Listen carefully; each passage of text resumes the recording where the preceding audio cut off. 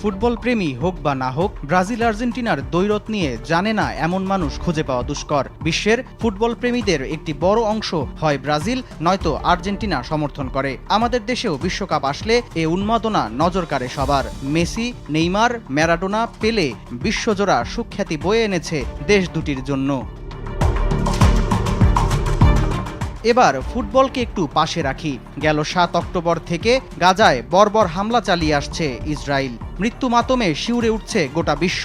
ইতোমধ্যেই লাশের মিছিল গড়িয়েছে ৩৯,০০০-এর কাছাকাছি। শত শত লাশ, গৃহহীন মানুষের আর্তনাদ, এসব যেন আমাদের চোখে সয়ে গেছে মিডিয়ার বদৌলতে। কিন্তু ফিলিস্তিনিদের এই সংকট সময়ে ঠিক কোন অবস্থানে আছে বিশ্ব ফুটবলের দুই শক্তি ব্রাজিল ও আর্জেন্টিনা?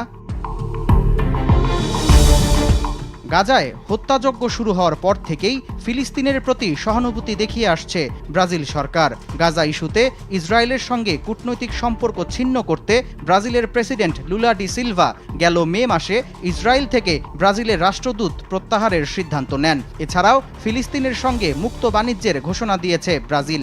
দক্ষিণ আমেরিকার দেশগুলোর বাণিজ্য বিষয়ক ফোরাম মার্কোসুর ট্রেড ব্লকের সম্মেলন চলাকালে ফিলিস্তিন সরকারের এক প্রতিনিধির সঙ্গে এ চুক্তি স্বাক্ষর করেন ব্রাজিল প্রেসিডেন্ট। এদিকে ২০১০ সালেই ফিলিস্তিনকে স্বাধীনতার স্বীকৃতি দিয়েছে ব্রাজিল।